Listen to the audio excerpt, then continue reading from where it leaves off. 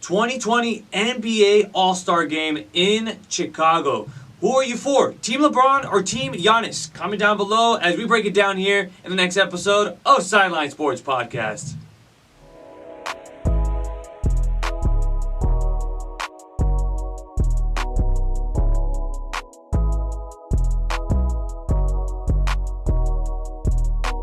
Welcome to Sideline Sports Podcast. I am the host, Alex Naveja, and if you're not on the sideline, it's not Sideline Sports Podcast. Welcome to the 22 West Studios. I am your host, Alex Naveja, and with me today is Bryan Aparicio, right? Yeah. There we go. We have the NBA analyst coming in. You know what? This guy just absolutely loves NBA. You know what? I'm really liking the Lakers apparel. And you know what? I know you guys can't see, but he's wearing some Kobe's right now. 24-8 written all over. Can we get the camera to get those? Man, at least there it is, right there. Full on representing the Kobe's and the Lakers right there. But before we get started with Sideline Sports Podcast, this episode of Sideline Sports Podcast was brought to you by Lean Mean Meals. Make sure you get your meal prep done today. Mitch Dominguez will take care of you for your breakfast, your lunch, and even with your dinner. He even has detox juices along with cold brew coffee. Make sure to use my promo code SIDELINE10 to save yourself 10% on all of your orders. I'll make sure to put all of that down in the description down below. But you know what? I know Bryan's really eager to be here with us and to even talk about some NBA All-Star festivities going on this weekend. But you know what? Let's knock this out of the ballpark and let's just go straight in with it. Are you Team LeBron or are you Team Giannis right now? Team LeBron, easily. Why LeBron? Well, first off, you just look at the first few picks. LeBron goes off with his teammate AD, and then Giannis, you know, his first pick, you figure he's going to go with Kawhi or something like that, but he goes with Joel Embiid. Joel Embiid's like, you know, he's just coming back from injury, stuff like that, and then, like, you see the rest of the picks, and it's just like, did someone give LeBron permission to get all his players and then just, like, let Giannis take the rest? Like, what happened here? And you can just, the way, I don't know, it's just, like, so one-sided. Like, Giannis's team has, like, it just has, like, first-time All-Stars on it, like, a bunch of them. And I get it's, like, supposed to be, like, a whole fun thing. I mean, which it is, but it looks one-sided and it looks like LeBron's team is going to come out with the win. Yeah, I know. It looked like LeBron even was like, he got Luka Doncic as well, and that's a big-time piece right there. Luka Doncic. You get Luka, Kawhi, AD, and just those guys, and it's like, he has Jason Tatum in there. I don't know. It's not looking good for Team Giannis, but we'll see. It looks really good right now for that team. I mean, Team LeBron just looks absolutely dynamic, and I don't know, I feel like it's going to be a LeBron and AD type of duo type of thing, but I feel like even Luka's going to even jump in on the assist and really set up some pretty sweet dunks. I'm just going to put that out there, and I think there's going to be some pretty nice dunks right there in the All-Star game. Yeah, and then we're even going to be able to see a little bit of LeBron, AD, and Kawhi, something that most Laker fans expected to happen in this offseason before he headed to the other Los Angeles team and the Clippers. So, I mean, that'll be fun to see, but again, it's just, there's a lot to look forward to, and it's super cool, the way it's set up this way. Like, a lot of people are going to be upset with the way the AllStar Format's going to be set up, sort of like each quarter is, the score is 0-0, and then in the fourth quarter, you're going to accumulate everything, and, you know, then set a specific goal, adding 24 points in honor of Kobe, you know, in light of, like, the tragic accident and all that stuff. But, like, as far as charity-wise goes, it's pretty cool, because it'll be, like, Team Giannis versus Team LeBron, scores 0-0, first quarter. Whoever wins, winner of that, gets to donate $100,000 to charity of their choice. Second quarter, scores 0-0. Do it again. Let's say Giannis' team wins this time, so now they get to choose a charity of their choice. So you do that for the first three quarters. Whoever wins chooses a charity of their choice, and they'll get $100,000 each. And then in the fourth quarter, after all points are accumulated from each team, they'll add 24 points to it, and then they'll set a goal, like a score that each team has to reach. There'll be no time limit, and the winner of that gets to donate $200,000. So Wow. $500,000 is going to go to charity, and I know a lot of people are going to be upset that it's not like the standard format, but as far as like charity goes, which is what the All-Star weekend is about, it's pretty cool because it's basically like a share the wealth type of thing. Everyone's going to get a piece.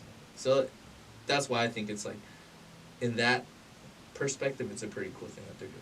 And it seems like more of like a charity event as well, which is nice to give back to your community. These are the best players in the world. Let's be real honest. Those are the best players in the world right there. To just give back to the community, and that's always nice to see like professional athletes give back to their community. So of course, typical.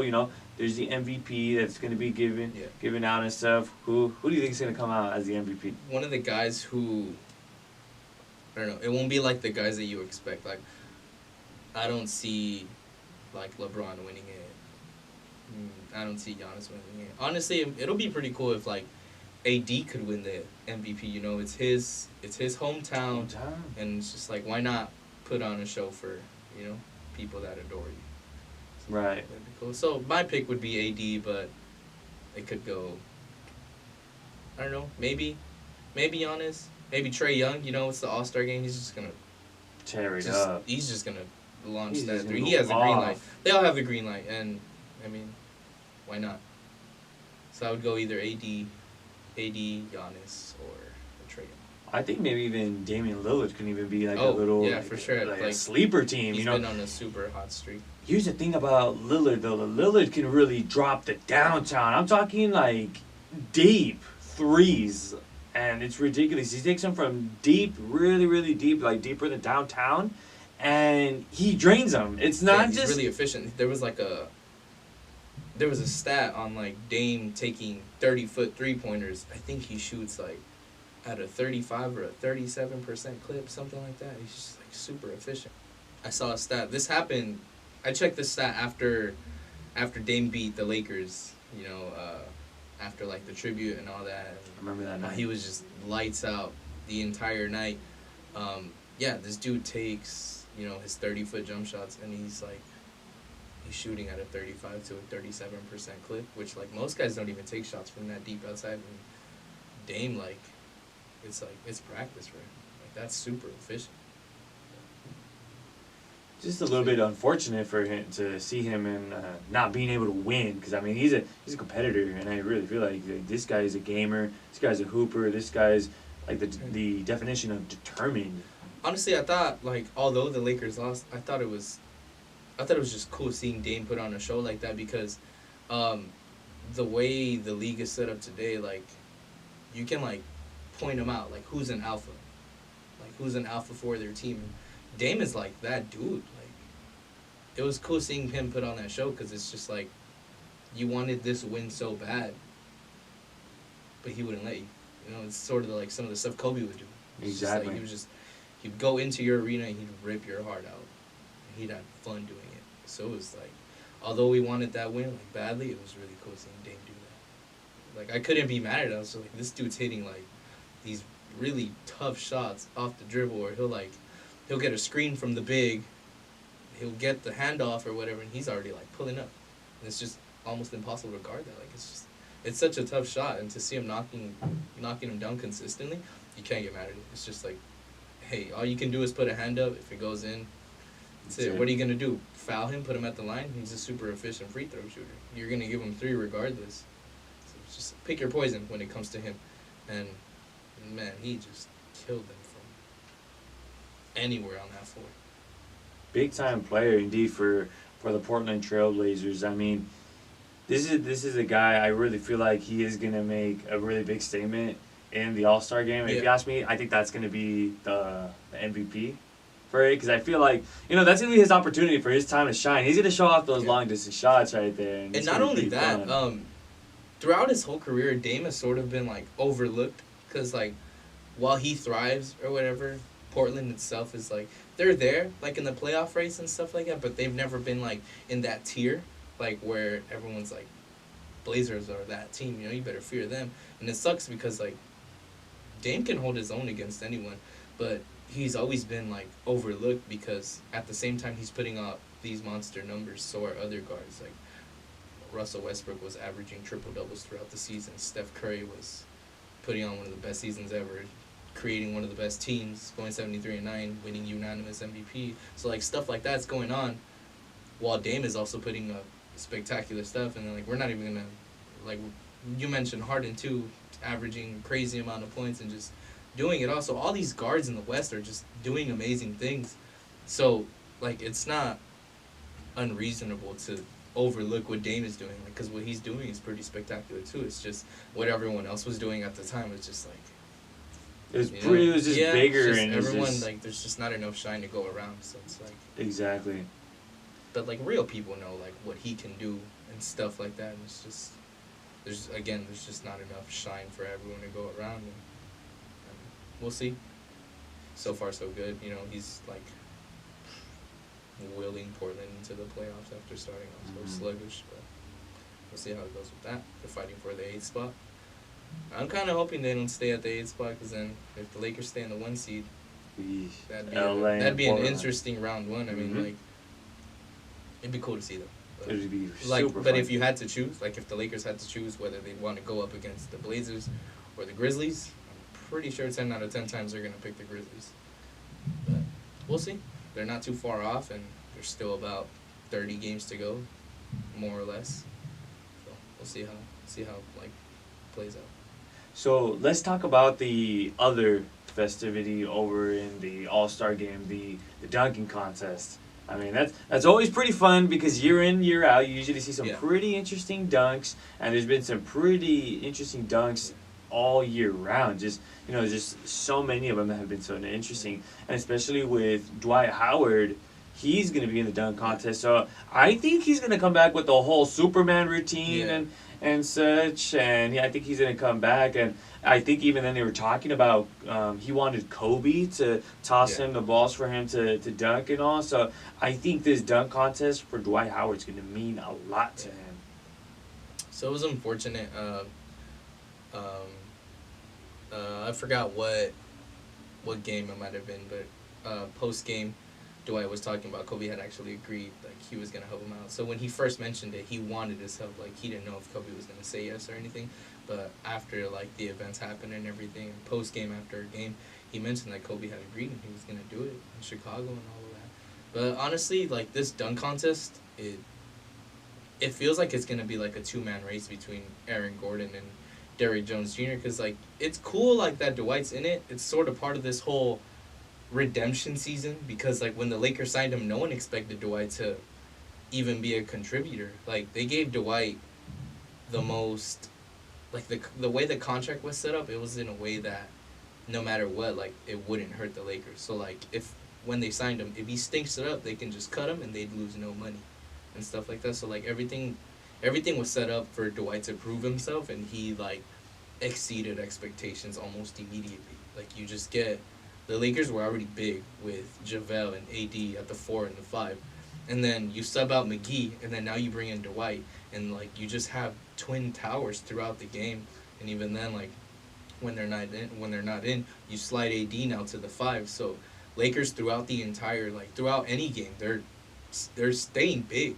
Like, usually you know how, like, normally when their center goes out, they'll move their power forward to the center position. But the power forward is maybe, like, 6'8" to 6'9" or whatever. You have 6'11" AD sliding to the center position, and he's super versatile, so he can guard wings. And like most centers get stuck in a pick and roll situation, the guard puts him in prison. With AD, he can hold his own. He's pretty shifty. He's really long. So imagine having AD at the 4 and then one of JaVale or Dwight at the 5. They're just super long, super big. And this is not even to mention you have LeBron 6'8" playing the 3. They're just big. They're really big. One of the problems that the Lakers have right now, though, is just they struggle a lot with wings. It's like one of their like super two weak spots. So they have a weak spot at the guard position, at the point guard position, and a weak spot at and like having a wing, just having the guard wings, athletic wings. So it's kind of hard to guard like the Kawhis of the league, like a Paul George, or even with like a Jason Tatum or stuff like that. It's just hard to keep up wings like that. But Exactly. going back to Dwight, it's just super cool to see what he's been doing. So this whole joining the dunk contest thing I thought it was cool. Like, it'll be fun to see him, but like, if we're gonna be realistic about it, I think it's just gonna be between Aaron Gordon and Derrick Jones Jr. Derrick Jones is like a super high flyer. So is Aaron Gordon. You've seen him get up. I don't know. We'll see. We'll see what Pat Connaughton can do. I haven't seen much of him. I just know that he's really athletic. But if I had to choose, it'd be like between these two guys, and watch out. I think my pick would have to be Aaron Gordon. I mean, I saw what he did against the Lakers. There was one moment where he was getting guarded there at the paint. He legit laid it up to himself. It wasn't even like a legit layup. He legit lays it up off the glass, gets it with one hand, and dunks it. And that's what I saw. I leaned back. I put my hands out like this, and I thought, he's one of the dunk contests, folks. Don't sleep on him. I definitely think he's going to come up big. There's so much athleticism in him. And honestly, he's probably going to be looking for his own redemption, too, because he went head-to-head with Zach LaVine. And I remember that. That was probably, in my opinion, the greatest dunk contest ever. Just, like, as far as athleticism goes, as far as craftiness and just creativeness and everything, that was probably one of the best dunk contests ever, that you could have given it to either one and nobody would have been mad at the results. A lot of people were mad that Aaron Gordon didn't win because the dunk that he scored a 50 on, a lot of people felt like the dunk that Zach LaVine countered with wasn't as good as a 50, but they give him a 50 just to keep it going, but you couldn't go wrong with either one. And it sucks that LaVine's not in the dunk contest this year. It was like a lot of people are upset because, like, I don't know if it was Adrian Wojnarowski or Shams from The Athletic who mentioned that Zach LaVine was going to participate, but when he finished off his tweet, it was like he's going to participate in the 3-point contest, not the contest. So then people were like, what? Like, you got us, But it would have been cool to see, but I think, like, him and Derrick Jones it's going to be, like, a really good battle. Right. Especially because, like, if you've seen any highlights of Derrick Jones Jr., he is super athletic. He'll catch a body anywhere. He just gets up there. You give him any little space, and he'd probably jump over you if he could. Probably would. So it'll be interesting. So we'll see. So you already started talking a little bit about the 3-point contest. Let's go ahead and talk a little bit about that. How do you think that's gonna go? Honestly, I think, I don't know. I'm actually, like, a little curious to see how Zach LaVine will pan out. I know he's a pretty good shooter, whatever, but, like, when people think of Zach LaVine, you see him as this, like, super high flyer, athletic guy who you figure is, like, really only good for dunking, but he's, like, really versatile and he plays really good. So, I don't know. I'm interested to see what he's going to do. I feel like it's his first time in the 3-point contest, so I think he'll do pretty well. I think maybe could advance. You never know. It's just, when it comes to 3-point contests, it's just, like, how hot you get. Like, remember when Curry was in it, like, you figure, oh, this is an automatic win. He's going to win, but he didn't. He, like, lost to, like, Devin Booker, I think, or something. So it depends. We'll see, I guess. This is Jacob Huey, first baseman for the Long Beach State Dirtbags, and you're watching Sideline Sports Podcast. And welcome back to Sideline Sports Podcast, presented by Lean Mean Meals. I'm Alex Naveja, your host, and with me today is Bryan Aparicio, talking about NBA All-Star festivities, and we're also now going to talk about Lakers and Clippers. Recording this episode on Wednesday night, Lakers currently playing against the Denver Nuggets right now, so pretty important matchup going on right now, and you know what? A really good Western Conference matchup going down to the wire right now for the Lakers. Yeah, so this game currently, this is the last game before the All-Star break. It's between the 1 and the 2 seed. Lakers currently sit at 40-12, while the Nuggets, I think, are at 38-17. I think they're 38-17. They're 3 games by. So the Lakers win tonight. They go into the break leading. They're the 1 seed, up by 4 games in the standings. They lose tonight, they're only going to be up 2. Regardless, though, they're going to go in at the 1 seed and should be going in confident. They have 40 wins right before the break. So there's a lot to look forward to, and there's a lot of room to grow. And speaking of room to grow, I mean, the Clippers right now are just taking LA right now. I mean, just this season, the Clippers have been defeating the Lakers, and it's been some really tough games for the Lakers against the Clippers. everyone arguing right now that it's Lakers, Lakers own LA, Clippers. There's that argument going on right now, but Clippers are really sticking around in around that 1, 2, 3 seed right there. So it's really interesting, and I really want to see who's gonna finish there. And you know what, Brian? What do you think about this? I'm seeing headlines that if it's Lakers and Clippers in the Western Conference final, Clippers win because Clippers can beat the Lakers in a 7-game series. What are your thoughts on that? So, first thing, the Clippers are super versatile, especially with the acquisition of Marcus Morris Sr. It just made the Clippers more versatile than they already were. So now you can throw out a lineup of Patrick Beverley, Paul George, Kawhi, Marcus Morris, and if you want to go small, you throw in Montrezl Harrell. So it's just a lot of really good defenders who can guard your wings and stuff like that. And even if you wanted to go slightly bigger, you throw in Ivica Zubac, and you have Harrell on the side in the meantime just to throw some height. So it's sort of gonna be a battle of just matchups, because the Lakers, they're big. That's their advantage. And the Clippers' advantage is they can switch multiple positions and they have multiple guys who can score efficiently. So you'll have Paul George and Kawhi. Those are their 2 superstars. And then coming off they have a really good bench.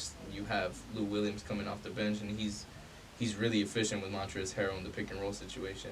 So while Kawhi or while Paul George are taking their breaks, you have Lou Will still creating his damage on the offensive end. As far as the defensive end goes with them, there's still sort of a liability, but that's because, they're undersized. And I've seen Lou Williams get caught ball watching a lot. Because when you see Lou Williams, you see him, you come in, he's your walking bucket. That's what he's known for.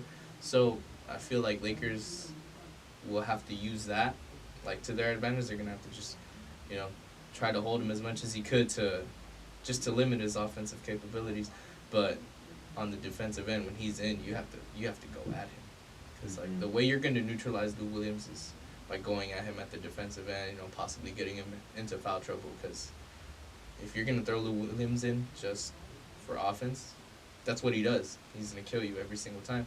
So you got to be able to neutralize that. But I think as far as matchups go, it's weird because there's Lakers are super good at one thing and the Clippers are super good at one thing. So when they clash, it's just you just don't know. Obviously these past 2 times, it's gone well for the Clippers.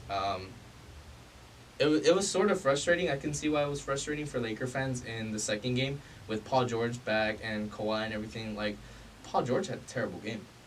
Lou Williams had a terrible game, but Kawhi just willed his way, and it was pretty close, and then Clippers just, basically punched the Lakers in the face, and the Lakers couldn't recover.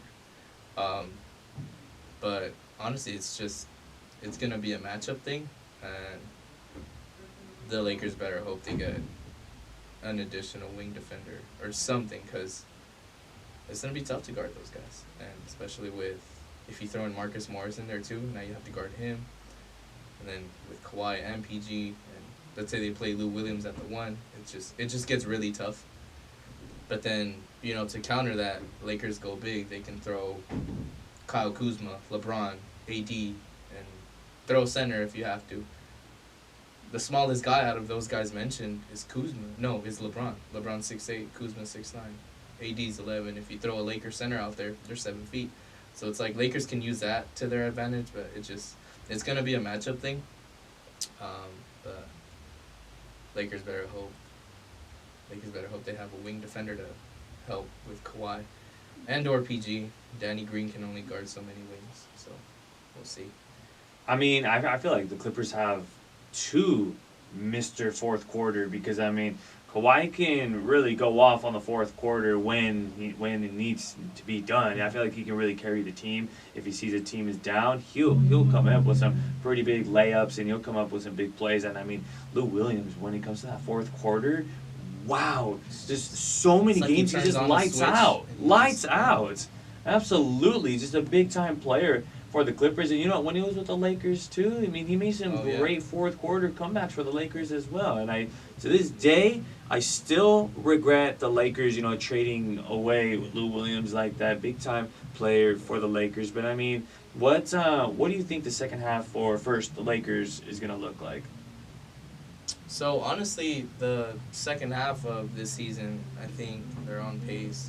They'll probably finish with either at 60 wins or right under it, but they definitely have like a really good shot finishing at the 1 seed. Or if they win tonight against the Nuggets, they're in like perfect position to just maintain that 1 seed throughout, because there's only so many games to catch up. There's maybe I think there's like 29 or 30 games, and it's Right. just like that's just like not enough room for other teams to catch up, and it's also like enough for Lakers to like take comfort in that 1 seed, but not too much where they get complacent and they just start, taking their foot off the gas. But as far as the second half of the season goes, I think it's looking pretty well for the Lakers. Hopefully, they're able to add a wing defender off the buyout market. Maybe Jeff Green or something, or if they're trying to improve their guard positions, they can, I don't know, hope someone gets bought out, hope someone comes save them, because right now the guard position has been pretty bad for the Lakers. Right. I know a lot of people want to talk about Rajon Rondo and this whole playoff Rondo thing, but it's just like so far this whole season he's done more bad than he has good, and it's like you want to play him, but like he's not really doing good on the offensive end, and then to make it even worse, he's a defensive liability. So the thing right now, he can have his offensive moments, but when he's on the defensive end, everyone picks on him. And when Rondo's playing off the ball, his defender is sagging so hard off because they just don't take him as a threat, that person who's sagging off him can go double team LeBron, go double team AD, and just make him kick out. Or they make Rondo the scorer, and he just hasn't been able to do that. And so I think the Lakers, they need to find a solution to that guard problem, and they definitely need more help on the wing. Right. Because when it comes to the top tier teams, they've had problems with the wing defenders. So they've had problems with Philly, with the Clippers, with the Celtics, with for the sure. Celtics, yeah. Sure. So it's just like they need help, or you just better hope AD can guard wings, check them all the time. But we'll see. They might be able to get LeBron to check wings too, but it's just like LeBron leads your offense. He has to. You've seen LeBron take a lot of plays off and stuff like that. Definitely. But he's also a really good defender when he wants to. Right now, it's the regular season, and because they're the 1 seed and above everyone else, I feel like, okay, we're in the playoffs for sure. So it's just, I think toward the end of the season, they're gonna start, going a little lighter with LeBron. So just start saving money for the postseason, because, man, the postseason in the Western Conference, it's gonna be hectic. There's a lot of good teams. Fun, yeah, it's gonna be really fun. It's really hectic, and then as far as the Clippers go, I think they're gonna be fine. They're in great position to make a deep run in the playoffs. I think it doesn't matter who they get; they match up well with anyone. I think their strong suit can just overpower anyone else. They can hold their own against anyone, and it's just as long as they're able to sort of neutralize when they play teams who have height with either their wings or just with whatever they do, I think they're gonna be fine. And even with Kawhi load managing and Paul George being hurt for a lot of the season, they're 37-17. They're currently the 3rd seed, and whenever they're playing, whenever everyone's healthy, they look like the best team in the league, best team in the Western Conference, I guess we could say. So, I mean, there's still a lot of room for them to grow. I think we should be scared once everyone's healthy. So A lot of people they don't realize how important Patrick Beverley is to that team. He's been out because of a groin and stuff like that. Clippers I think they're 7-7 in games that he doesn't play. That's big. So it's he's as important to the Clippers as what Kawhi is to the Clippers. It's just he's that pest. He's that dog on defense who just he likes to do he's the just dirty gonna work. he likes to do the dirty work, and he's just gonna get under your skin regardless.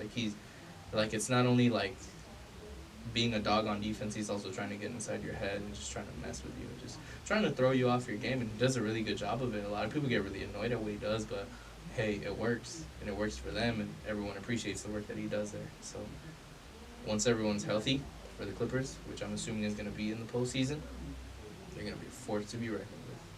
Definitely a big-time defender for Patrick Beverley. I mean, that first time, that game one of the season, Lakers-Clippers, Patrick Beverley looked like he got the better end of Anthony Davis. But, a second half basketball, going to be a great one for 2020. Be on the lookout for the Western Conference. It's going to be super exciting to see all of these teams make that push to playoff spots from the first place spot all the way to the 8th place spot. Even some 9th, even 10th place teams even trying to make a squeeze to the last minute basketball playoffs. But that's all the time we have left here in the 22 West studios. We thank you all so much for tuning in. If you guys enjoyed the content for today, make sure to give a thumbs up to the episode. And if you guys really appreciate the videos, please hit the subscribe button down below. We greatly appreciate that. We only have bigger and better guests coming right at you. Bryan, only one of the bigger and better guests coming in for Sideline Sports Podcast. So just be on the lookout, hit that subscribe button. And again, thank you so much to Bryan for coming in, talking NBA. Definitely won't be the last time we'll see Bryan again. So again, just big time for Bryan to come into. Yeah, thanks for having me. It was a pleasure to have you, Bryan. Thank you so much for coming in. And, of course, if you're not on the sideline, it's not Sideline Sports Podcast. Have a good night, everybody. We'll see you guys next week. Enjoy the All-Star game.